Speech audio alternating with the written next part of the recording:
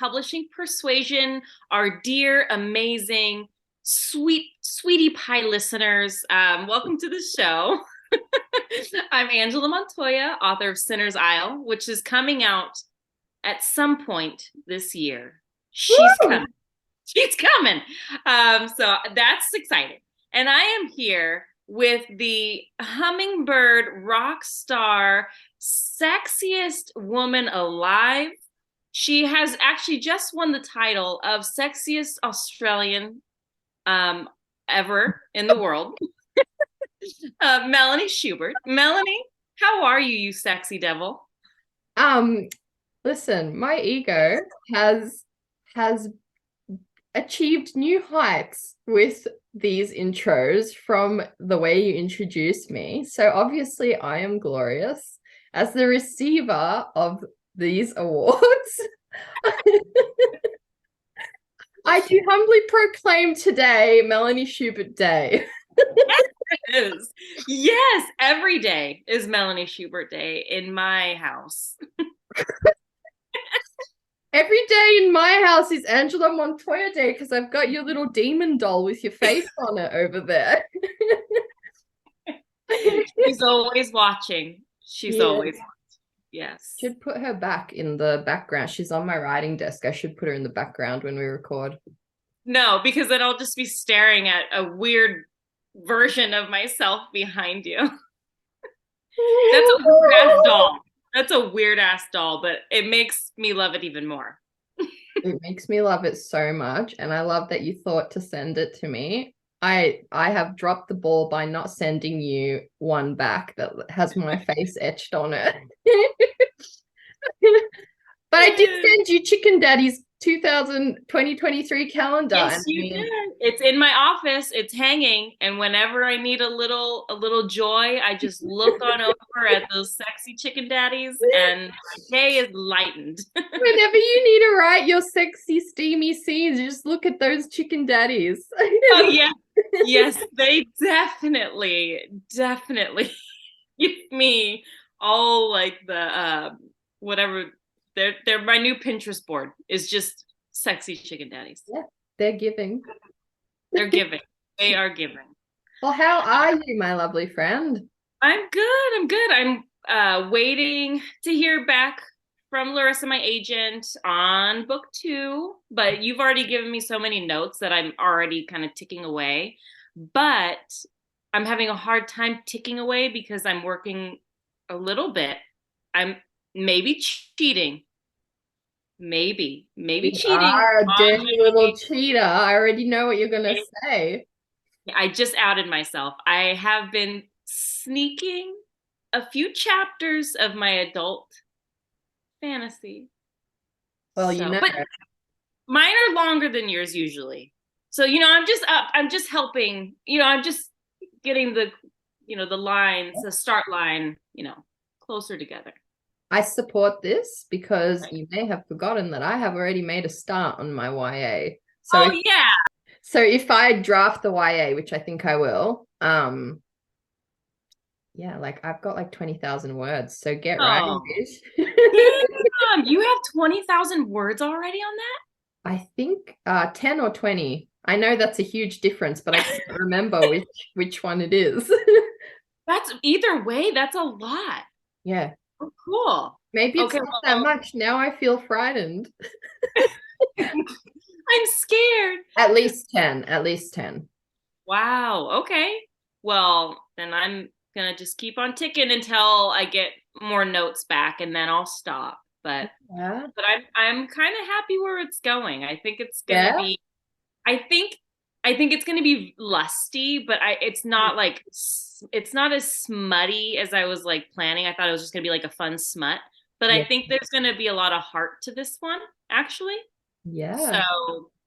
So I'm gonna slow down on the smut and just lean towards just what? No, you reminded me of a reel that came into my feed the other day, and it was like a boy grabs tissues and lotion, and he's like, when you put on porn, and then the next scene, he's like curled up and like yearningly look, and it's like the storyline's too good. He's like, no, you tell him no, Sylvia. That's it. Tried to write spicy, but then the storyline, you're just a born storyteller. So the storyline is too good. Yeah, just put that lotion down just for a little bit. Just hold on. That's glorious. That's perfect. I mean, you want storyline, let's be honest. Like if it's all the steaminess, yes, kind of like, oh, then it's just porn. Yeah. Which is what I was going for at first, but yeah, I love that. I don't know what I was going. I just wanted something like adult and fun and like steamy, but it's still gonna be that, but I think there's gonna be like a lot more heart and cool. Like I think it's gonna be cool. So like my very first book, it was similar to this in theme. There was like gods and like and past lives and things like that. So I always wanted that, but I'm bringing it back. Okay, stop everything you're doing in life and go to Viki.com and start watching Goblin, the Lonely and Splendid God. Yes. Because what you are telling me right now, the past, well, I don't want to give any spoilers, but like I still can't think of a K-drama immediately that's better than it because it is that good. Okay. And it is in this vein of things, and it's just so good. I keep forgetting you haven't seen it yet, but if that's what you're working on now, I like 1,000,000% recommend that you be watching Goblin. Okay. I know you've been telling me this, and I tried to download it, and then it like wouldn't work weirdly, but I'll get it to work. I will. I'm watching what's it called? Like something between love between a fairy and a demon or something. It's like another Chinese drama. I love. And it's like all gods and fairies, and it's just over the top, and I'm here for it. Is it the one where she goes up into the heavens? Is she like a fruit? Is she like she's like a fruit? Orchid. I think I've seen it. Oh, okay. Yeah, it's one of those like so over the top, but like it works. Yeah. So. He's like a god or something. Like yeah, all like he's got like the cool headpiece. Yeah. I'm sure you've seen it on Netflix. Like he's always got this cool headpiece, super good looking guy. He was in Meteor Garden as well, which I just finished. So I think it just naturally sent me there and I went for it. But yeah. If it's the one I'm thinking of, I love that. And then they're fighting like the demon underworld. I think they will. They haven't got there yet. So like he is this demon like overlord. He's like the most powerful, wickedest guy. Yeah. And he was in prison, and then she accidentally like released him, but they're like bound together.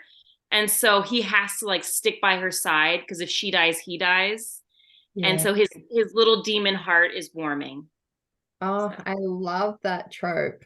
It's either the exact one I watched or it's a trope. I live for that. I know. That's also perfect ammo for what you're writing. Yeah, I think I'm just gonna go for it and just who cares? Just go for it. Yes. So, what are you reading? Oh, that's a good question. I actually just finished Fake Dates and Mooncakes by Cher Lee. That looks so cute. Oh, it is the cutest. I got an e-arc from NetGalley. The cutest book. I read it in 2 days.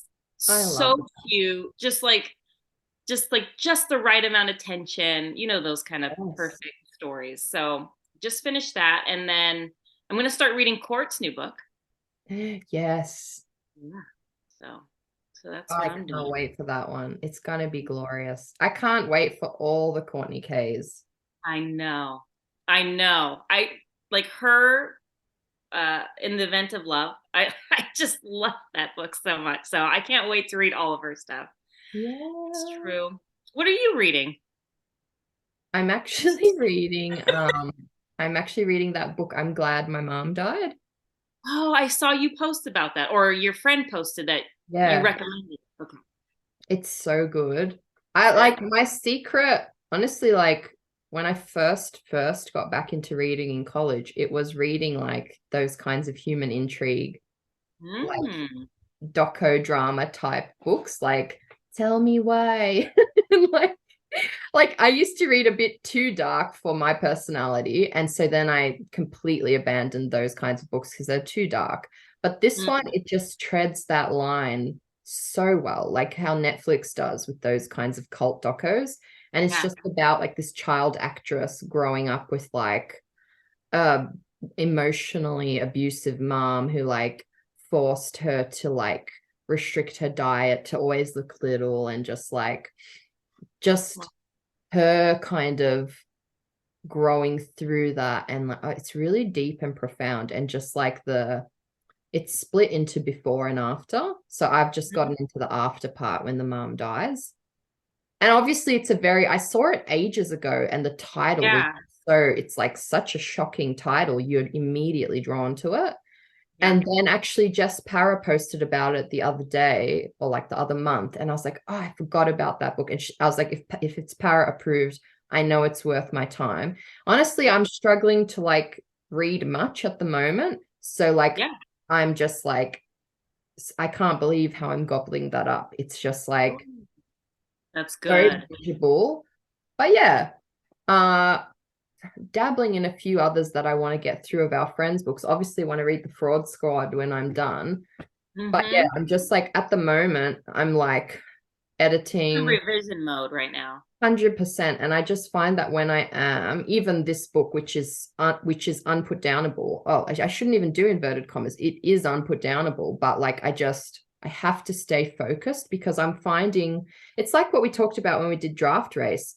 If I stay in that world, Yeah. in unbroken revision or drafting arc, I find that what I do is profoundly different to if I just pluck away at it here, pluck away at it here, because you're in there. So you like immediately fix stuff that like, because you just read, that just happened. Whereas if I leave too much time and I just drag it out, it's like, oh, did I already write that? And I'll change something. I'll be like, no, but over there you said this. So that doesn't work. So trying to stay Yeah. focused with that. And yeah. I think it makes it so much easier when it's still fresh in your mind. So because I do that all the time. Like if I stop and I go back and I'll write something and then I'm like, this sounds familiar. And then I go back another chapter and I'm like, that's because, bitch, you just wrote this like exact sentence or paragraph. So yeah, I think it is. I mean, if you can just stay focused and finish through, Mhm. it's so nice. And then give yourself a break and do whatever you want to do. And then go back and listen to it. So, And yeah. that's the other thing that I'm really trying to focus on, what you just said, like do it and then take a break. Like my temptation right now is to push so hard and get this in the trenches tomorrow. Mm. But like, as I've been kind of, growing and changing as a person, I'm like, what do I like? I want to do this as a career. I'm doing this as a career. Like, what do I want my day to day, my work ethic to be like? Because if I'm setting myself up now to grind until I need to sleep for a month, Yeah. what am I setting myself up for when I do get an agent and a book deal and whatever? And so even though there's that part of you that's just like, just go make something happen, whatever. But I'm like, yeah, but like I also want a sustainable, enriching career and life. That's like, so I am Mm. like forcing myself to slow down, edit the podcast. I know that's also work, but like, I mean, I'm not just like single-mindedly focused. Go walk the dog. I'll go force myself to lay under a tree. And to be honest, when I started like forcing these breaks, it was almost felt impossible to like release work. I Mm. was like, I've got to get this in the trenches by January. And I'm like, but at what cost? Like Yes. if I can make that happen, that's the ideal. And I am working as hard as I think is reasonable to do that without compromising my work. you know? Mm, I love that. I freaking love that. And I'm going to try and take that into my own life too, because Yeah. it's true. If you want this a sustainable career where you're not on the brink of a breakdown, Yeah. you have to find the time for yourself and to just be okay with not doing anything sometimes, Mhm. just sitting and relaxing and living. And I feel like we put this pressure on our shoulders to Mm. go, go, go. But like you said, at what cost? And that's not, Yeah. you wouldn't want to do that in your like an actual job. You wouldn't want to just be working 24/7, worrying about the next thing 24/7. You'd be Mm. miserable. And because we are writers and this is what we love, we like sort of take that burden on anyways, because it's like, well, I do love this, Yeah. but it still takes a toll. Yeah. And that's Melanie. That is good, good, good. I like Hey, that. it's a work in progress. Like it's definitely like, yeah, but I do want to set myself up in a way that like is healthy and Mm, feels good, you know? Like I've been trying to just like move more as well lately. I started doing Pilates instead of like that one extra episode at night that I would usually squeeze in or watching reels. I was just like, I just want to feel like strong and healthy in my body. It's actually really hard not to like slip into that diet culture that we've been brainwashed as women to have. But I was like, no, I just want to feel healthy. Like I don't actually want to uh whatever my body does, I'm gonna try love it and not like be like, oh well now I want to be skinny or now I'm getting skinny and like my body was bad before or whatever. Like it's a journey, I'm not gonna lie. Like because I've been tiny and I've been big for my like whatever. And now I'm kind of just like somewhere in between. And I like, but I'm trying not to focus on that side of things at all and just be like, mhm.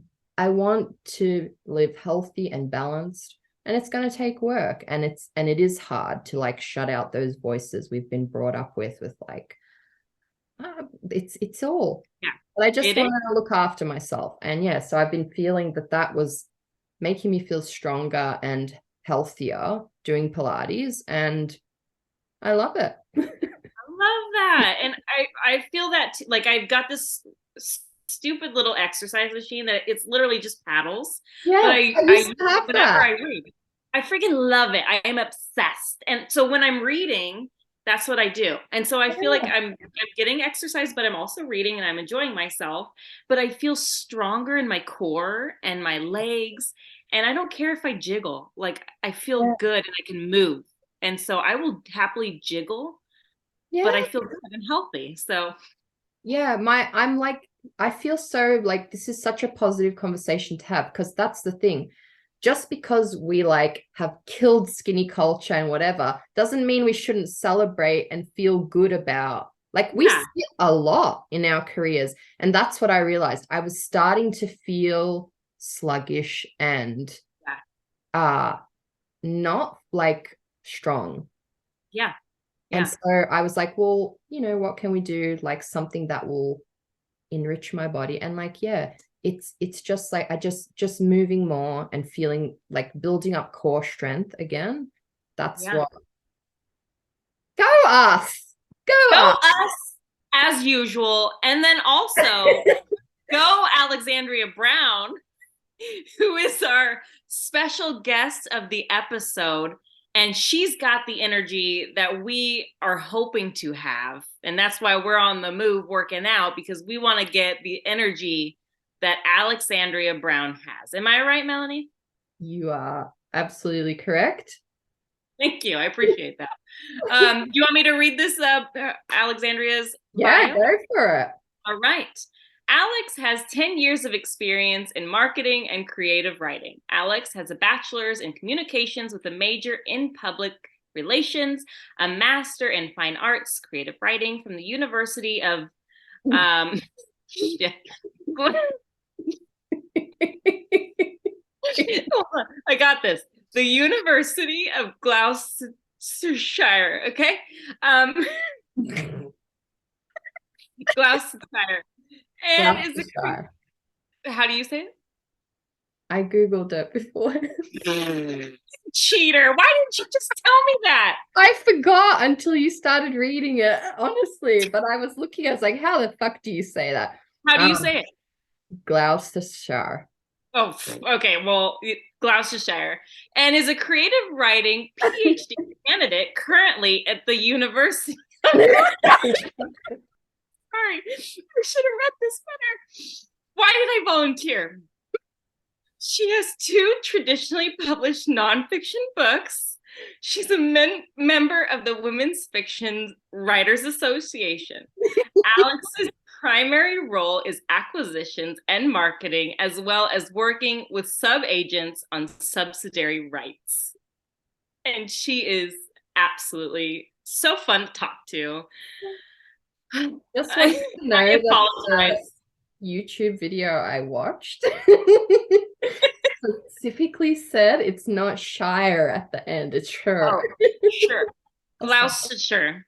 Yes. Well, I apologize, Alexandria Brown, for butchering your bio. It is an absolute amazing bio, and we will post it on our Instagram.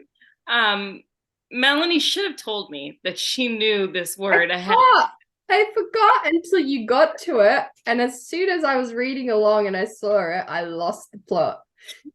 Because it's a very, very tricky word. It's an unfair word. It doesn't play fair. English is a cruel mistress. Like I would hate to have to learn English as a second language because it's brutal. It doesn't play fair. I apologize to anyone who has to learn it as a second language. It's a bullshit language. Yeah, like it's our first language, and obviously I still don't get it. So there's so many things. But yes, a glorious episode, and we're gonna, I don't even know. I'm sorry. Without further ado, the amazing Alex. Let's get Alex on the show. Welcome to the show. Thank you for having me. Pleasure. Yeah, we were excited to have you on and chat. I mean, there's so many things to chat with about you because you've got a lot of pans cooking or whatever the freaking term is. You've got a lot of things frying up, and it's really exciting to see. How about let's just get right into it. Can you tell us a little bit about yourself? Yeah, for sure. Well, I'm Alex, and I've been in this industry for like over 10 years now, which is wild to say.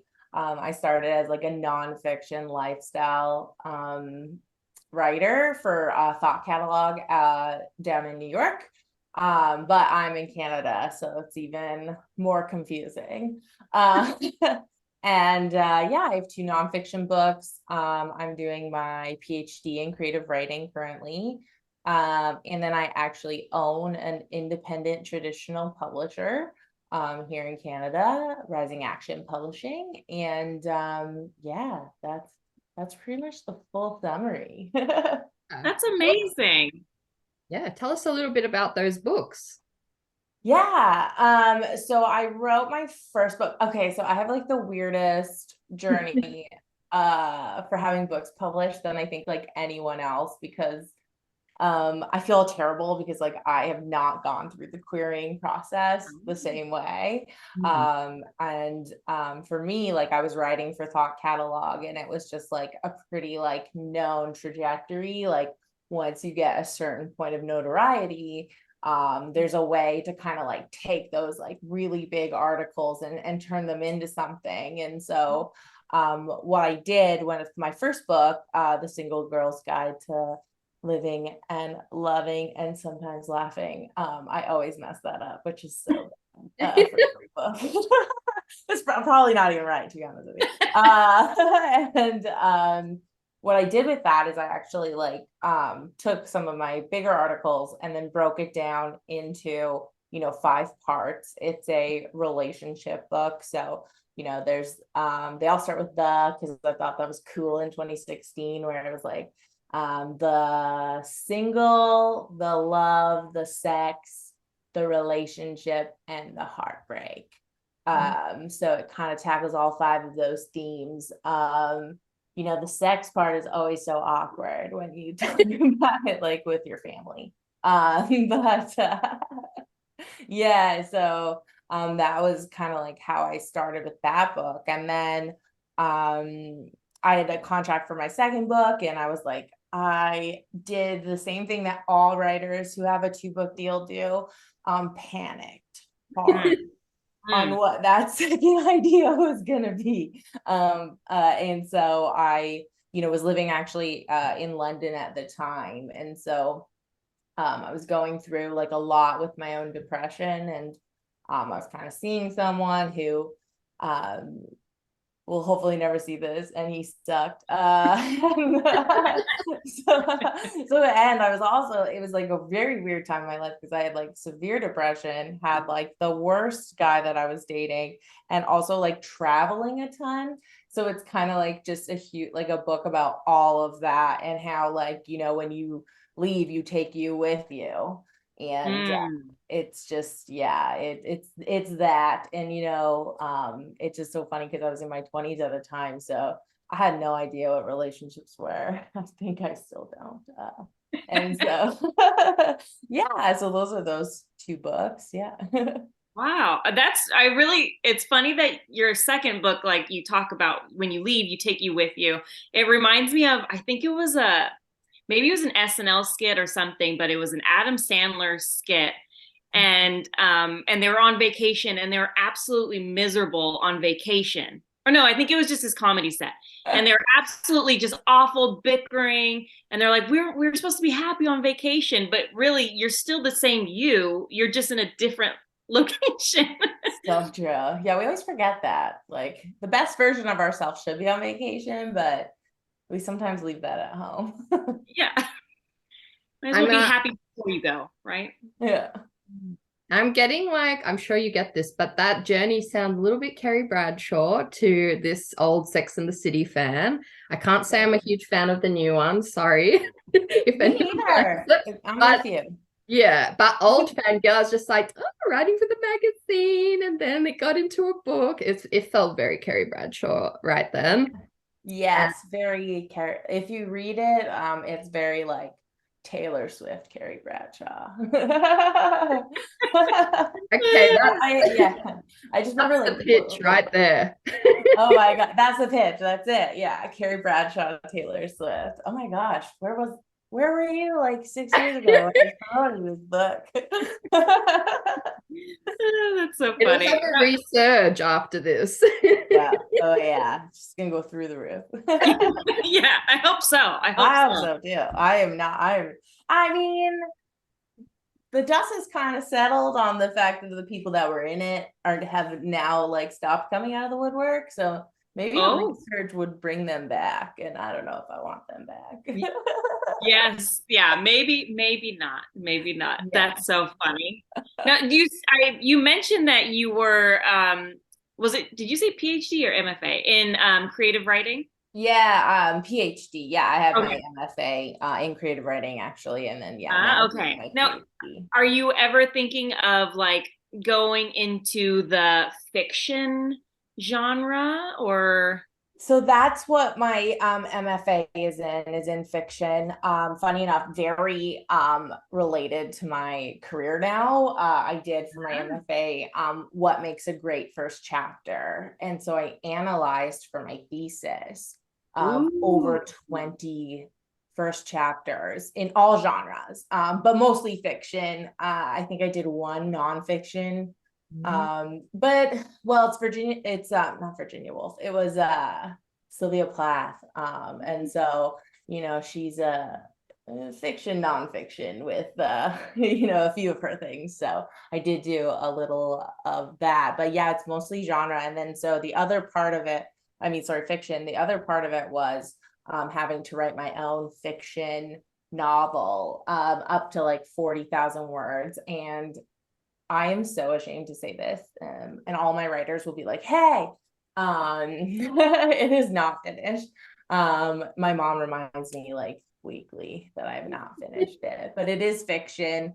You know, it was before the controversy with women's fiction. It was a women's fiction novel, but now it's more upmarket, probably book club fiction. So, and then now, because I love writing books that genre blend, I'm writing for my PhD also a fiction novel, where sorry, my dog, a fiction novel that's again, like book club fiction, but I really like writing funny but real life. Love it. Because it's like, you know, we can go through the worst things in our lives, but there's still humor, unfortunately, Yes. or fortunately. I'm convinced the most traumatized people are the funniest ones. If you can turn it around, it's humor. So true. It's so true. I must be like mega traumatized then, because I think I'm hilarious. So Same. I'm with you. I'm like, I am so funny, and it makes sense. Yeah. I'm really fascinated about your study of first chapters. And I know, like, if you're a writer worth any even bit of salt, you have rewritten your first chapter at some point 1,000,000 times. No over exaggerations here. So, No. I mean, can you tell us a hot tip that you learned while you were studying? I'm asking please. for myself. Yeah, please teach us. Tell us something, please. Well, it's funny because like I did it from the perspective of the editor, a literary agent, as well as a reader. So 3 perspectives on one first chapter. And so everyone's looking for something different, funny enough, because you know, an editor, well, let's start with a lit agent, because most of the times you go lit agent, editor, reader. So, you know, with a lit agent, they're looking for kind of potential, and, you know, they want to be a champion of your book. And so when you're writing that first chapter, you really have to nail that hook. The hook is everything. And the hook should come within the first paragraph. People always are like, oh, the end of the chapter, which there should be another one, but there should be something in that first paragraph that's going to make a lit agent go, wait, what? What are you talking about? Preferably, you know, even in my own, like my job now, like I look at the first sentence and it's like, is this a weird first sentence, but weird in an extremely intriguing way?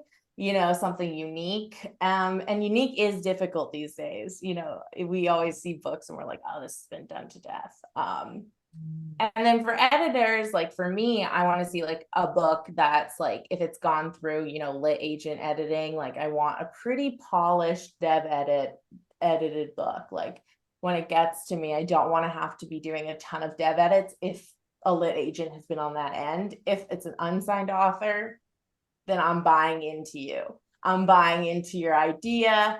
I'm going to spend a lot of time with you. And it's not that I don't love lit agent authors. They just have that support already. So, you know, when you're unagented and you submit to us, you're still going to kind of get that vibe as well. And then, you know, for readers, they just want either an extremely unlikable character that they want like terrible things to happen to them, or they want an extremely likable character where they want to follow and make sure that that journey, you know, is good for them, even if they struggle.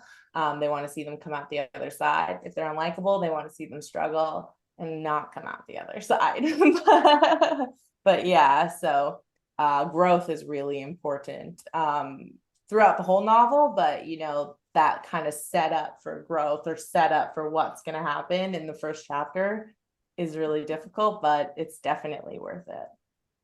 That's so it's so fascinating that you decided to do like an in-depth like view into first chapters, because they really are such a bitch. And so like, to have that like look into it on all different angles, I mean, that's amazing. That's really, really cool.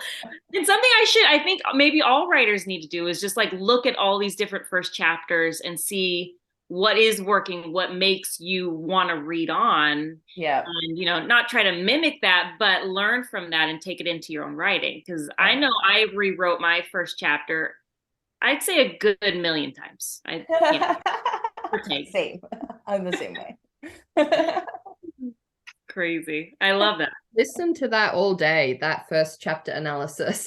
I'm just like, because it's such a thing. Like at this point, that's probably where I've spent the most time in my life revising first chapters, because you always come back and then it gets another reader and you're like revising again. And I think it's like, it really is an art form. And like I think the thing that listening to you, that all of them are the same, is it's just got to be unputdownable in those first couple pages for them to want to go on. And I think it's like, obviously that's a hard thing to capture, which I guess is why we keep rewriting it.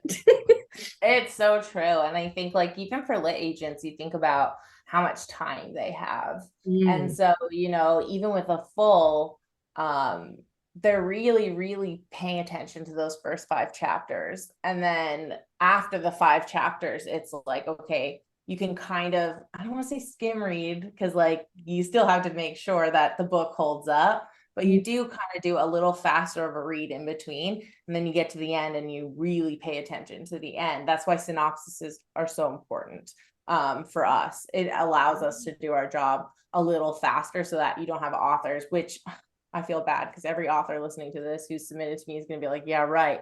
Because I'm so behind. It does help you go faster if you have like, you know, pay attention to those first 5, pay attention to the last 5, and just make sure that that plot is the whole way through, like held up. Like you don't want like 7 people with the same name. That'll be a quick turn down, you know. And same with query letters. It's like if you don't know your book well enough, it's like I can read a query letter and if it's like 3 sentences, I'm like, I don't know what this is about. So you know, it's again trying to get all the way through. Yeah. I think I've heard it before too, where like of the, let's say 100 people that do query one agent or, you know, a publishing house, of that maybe 10% kind of even get through. I'm making up the numbers. I'm making it. I'm believing it. I'm like, yes. Did yeah, but like, right? Only 10% really get what it is that they're trying to do. Like they understand their story, they understand what a query is, what a synopsis is, yes. You know, what a basic plot and character arc and all of those things. And so it feels like automatically, if you're even getting the query letter right, you're in that top tier level. And that's why I love like chatting with people like you and other writers and just like diving into this kind of stuff, because it's so helpful to our listeners. And even like Melanie and I have been talking, like when we first started writing, we didn't know anything. We thought we knew, but we didn't know that we were getting it so wrong until someone told us better. And that's why I love like chatting like this, because when you really start learning and understanding what a query letter is meant to do, it just changes the game for writers. And so I love it. Oh my gosh, I completely agree. And I feel bad because like we're not here to do it to like torture you. And I think like there is that slight rumor of like, this is a torture. And even the synopsis, I feel bad because people are like, oh my gosh, like this is a lot of work. And it is a lot of work. I can't belittle how much work goes into query letters and synopsises, because while I haven't queried myself, I have written them because one day when I finish these books, I will probably go that traditional route. So I have been there. So I do know how hard it is and how, you know, tough it is to sum up something. And, you know, the best ones for me, you know, tell me why they want to work with me. Because, it's something like a book that I have coming out. Or, you know, they saw something on Twitter about Bernese Mountain Dogs and they wrote this book about Bernese Mountain Dogs. That's my dog. So I just always love it. Tacos, Bernese Mountain Dogs, whiskey, like you got me immediately. Or if your animal's named Roscoe, which happens. Yeah. And so, you know, or, you know, you get like like first line, like some query letters, I'm like, whoa, are you talking directly to me? And it's like the book, and it's like, you know, like this is so cheesy, but not one. Like, how far would you go to save the one you love? Like that's not probably that's too generic. Don't use that, anyone. But something like that, where it's like, whoa, holy cow, like that's amazing. And also really important, I want to know about you. I want to know like who you are, why you're writing this book, how passionate are you about the publishing industry? Do you realize that being an author, and I'm sure you guys realize this too, is a second job? It's a lot of work, and it's really hard when you work in people's dreams because there's the romantic side of being an author, and then there's the real side of being an author. Honestly, and I'm convinced that all of this, like, yeah, just Angela bringing up, like, when we were starting out, like, the other day I looked over some old feedback I'd received from early work, and like, I remember years ago and being like, this is it. This is the one, and being like shattered by that feedback that I got, because I was like, what? It's not perfect. But it was like, looking back now, I'm like, oh shit, like there's no way I was ready. And going through that gauntlet of that, you have to be able to like take that extreme rejection and understand how it's like important to your career and important to like process it and push through it and just like get better as a writer. It's so true. It's so true. Yeah, I want to get into a little bit about, because you mentioned us and we and what you're working on. What can you tell us a little bit about Rising Action Publishing? I know you're part of the team. Can you tell us exactly what Rising Action Publishing is? Yeah, I'm one of the owners, and so I'm the we incorporated a couple years ago, so we had to get real titles. So I'm the CEO and acquisitions editor. So I have like a really weird background, which I'm sure you saw from my my bio. And so, I have a degree in public relations as well. So a lot of the marketing falls under me. And marketing ties so big into acquisitions. I think that's really difficult for people to understand, is like, you have to, when I get an acquisition, have to see when I get a query, I have to be able to see how I'm going to market it. Like, if what market there is it, and being an independent publisher, you don't have to actually follow the same guidelines as the big five, but there's still that. And so for me, Rising Action was really like kind of a labor of love between myself and my business partner, Tina. Tina and I are so opposite. It's amazing because she's like really great with production schedules. She handles distribution, all of that. So we're women run, women owned, and really just focused on, diversification, which is great. Being able to publish those stories that maybe don't have a home in the big five arena, but are still very well written and still very good. So,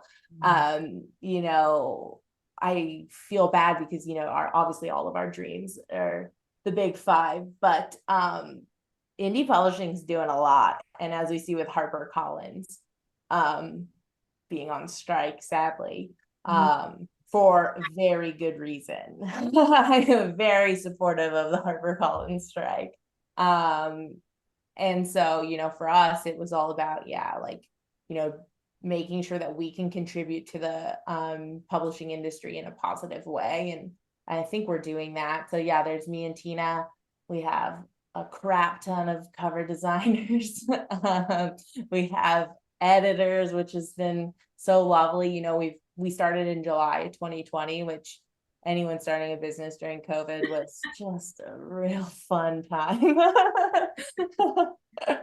But it's been really great. Rising Action's like really, I think like for Tina and myself, when you really love what you do and what you're really passionate about, Does it feel like work? You know, being the boss, sometimes you have to make some pretty tough calls, but I try, you know, to have a more communicative style that traditionally publishing hasn't had. And so, yeah, Rising Action's like everything all rolled into one. Yeah. That is amazing. And speaking of cover designers, because I was on your guys' page, like, you know, getting info, and Yeah. the covers are amazing. I mean, yes, they really, really drew my eye, and it really, you guys have so many books that I recognize too on there. And so obviously you guys are killing it. Now, have you guys already published books out the gate already? And were those books that I saw already, because that's probably why I saw them, they've already been published, right? Well, some of them, Okay. we've done cover reveals recently. So like, yeah, definitely shout out to like Nat Mac, Ashley Santaro, John Stubbington, and Nuno Menunos. I can never say it correctly. I apologize, Nuno. And you know, they've been amazing. So some of our books are out up until Not Your Basic Love Story. Our lead title, a psychological thriller called We're All Lying, is coming out in just 6 weeks. So Wow. it's coming quick. And so, yeah, no, we've been really like lucky to have such incredible authors like sign with us. Like, I am not under any sort of, you know, false pretense that they have nowhere else to go, because they definitely all do. They're all so great. And so, you know, I really lucked out with those authors, and all of them just are so talented. So, yeah. And then we actually signed a partnership deal with Blackbird in South Africa to bring Black African voices to North America.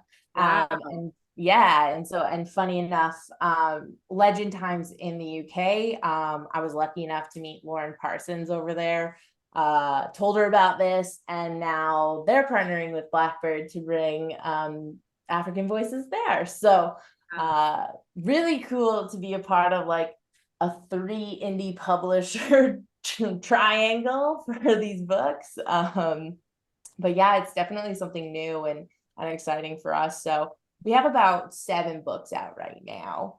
Amazing. And every year it's just getting, I can only go so far. Like, I'm really bad. I'm like, oh, let's find more. And then Tina's like, okay, you need to calm down.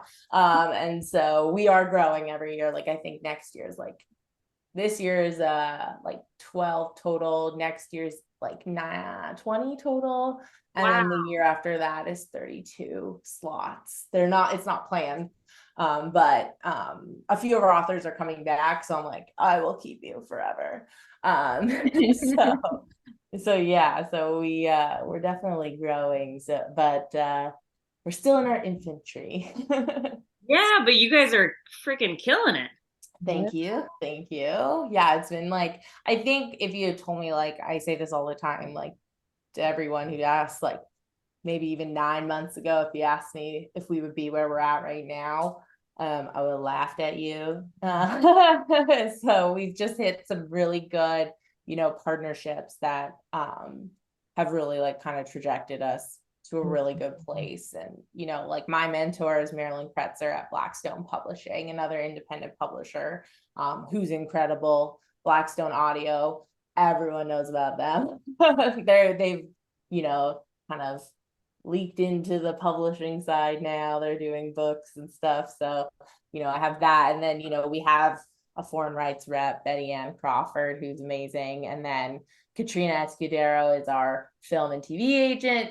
So there's a whole team making us who we are. And like, thankfully, I have also a marketing assistant, Kayla Cho, because like, I don't know how things would get done otherwise. I was going to say, it sounds like a lot. Do you find it hard to manage like all the pots cooking at once? I will be honest, I work 12 hours a day, 6 days a week right now. And I don't care though. Like maybe maybe in some ways, like my mom's like, are you gonna ever date again? And the answer is no, I am not. Never. Never. So I do work a lot right now, and Tina is a mom of two. And so I think when you're a mom, your multitasking skills are insane. So she gets so much done that like it really helps me out. And then our contractors, there are times where it's like it definitely gets to a point where you're like, oh my gosh, my head's going to explode. But again, I think it comes down to that communication. Like if something's going to happen, if I'm not going to make something, then I'm like, hey, I'm so sorry, give me like 2 days or things like that. But Tina has Airtable, so she again is the master of production schedules, and she'll send me an email at the beginning of the month being like, you need to do this, and it saves my life. So what's the process like for someone, say they're not an agented author and they have this manuscript? Are you guys even open to like queries and submissions right now? Not right now. I just closed in November. I got slightly overwhelmed with submissions. That's the other thing, as you grow, and your reputation gets better, and people realize you're not like trying to scam them out of money. Good things happen, so you get a lot more submissions. I am behind for submissions, but I'm trying to open by the end of February. And then, unagented authors can submit, agented authors can submit as well.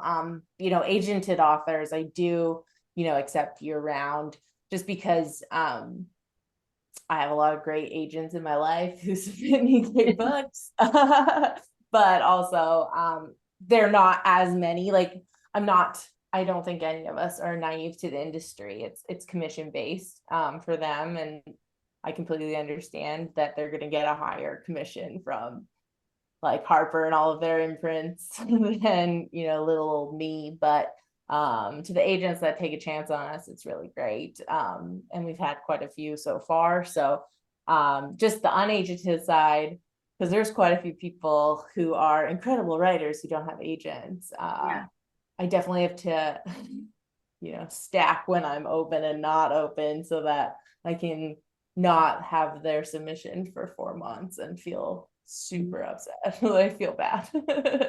I mean, I can only imagine how much you have to read. So yeah, a lot.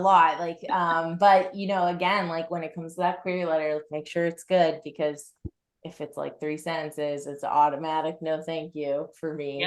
Even if the book is great, it's really difficult when that query letter isn't, because it's one of those things where you're like, oh, did you not care enough, or do you just not know? And that's totally fair too. But query letters are important. It's interesting you're getting short ones. I always thought the tendency was for people to overwrite the query letters and have like a 3-page like tome about all their writing achievements today, and like I have those too. I do get those too. I actually like those probably more than the short ones, or the ones that are addressed to like no one. And I'm like, okay, so this is for me. And then like it like is really confusing. Like, just don't, I'm confused easily. So like maybe it's just me, but like what's your pet peeve to see in your inbox? oh man, yeah. Like if you don't like, just like, I love people being like, hey, hi, hello, what's up? Like, it doesn't matter the greeting, just a greeting. Like, because like I'm a normal person. Like I like get devastated when it's just like Alex, or like nothing, and it's just like, this is my book, and I'm like, oh, okay. Just like, what up? Like, hey, like, like it's so easy. It's just such an easy thing that I'm like, come on. There's a human behind the email. Exactly. And I think it's hard because like there's this like back and forth between authors and agents and editors. It's like we all are trying to remember that we're all human. So Yeah. like I try to write like really nice rejection letters, because just because a book's not right for me doesn't mean it's not right for someone else. And I'm not really good at R&Rs because I don't want people to change something, then it still not be for me. And then someone else is like, oh, well, I liked it the way you had it. Like, Yeah. I think it's more an R&R for me is when I actually sign someone, I'll actually then do the changes, because I just don't want to ever affect someone's career negatively. So, because like, again, they're human, I'm human. So I think I just take that on a lot more than some people. But I'm very much like, yeah, if we're all just like treating each other like regular human beings, like that's all. Please, right? Like, let's Yeah. just be humans. Now, when say you do open again, is there anything that you're like desperate for right now? Oh my gosh, I have said this like for the last year, and I think I'll be saying it forever. But I really want like a queer Little Women, or Ooh. like, you know, like a new age Little Women with like new takes. Like I'm obsessed with Little Women. And so like make them all adults, and like living in New York, probably not New York because we got too many New York novels. I love New York, too many New York novels, but like set them in Portland, eating donuts at Voodoo, and like, you know, living that hipster life. I'm here for it. Make them, you know, part of the LGBTQIA plus, here for it. Make them people of color, here for it. Any sort of thing that is a new take on Little Women, I would love to see it. I would be like the biggest advocate for that book. That book would, yeah. That I would sounds yeah. really good, actually. Right? I want to read that now. I know, me too. It's like I've been saying it for so long. I'm like, come on, like this has to reach someone that like will do it for me. It's gonna happen. Right? And like don't sell it to anyone else, just me. Like You've heard it here, folks. We need a queer Little Women. We need a BIPOC Little Women yes, right now, 100%. And better if it's like all together. all together, and Yes. the author is also BIPOC and part of the LGBTQIA plus community. So that's what I want. Yes, I'm here for it. Amazing. Well, I see our time has evaporated. Sorry, that's me. Thank you so much for taking the time to come on today and chat with us. And yeah, it's been great. And Thank you both. Yeah, no, this has been really fun and just so interesting to hear the other side, because, you know, we always hear like the big five or whatever they are at this point, but but publishing is changing so much and so fast.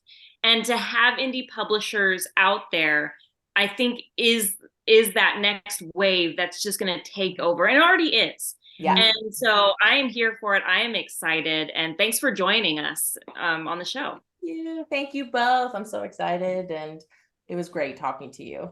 Yeah, I know we're gonna be cut off at any second, but thanks again, Alex. Thank you guys. Have a good one. You too.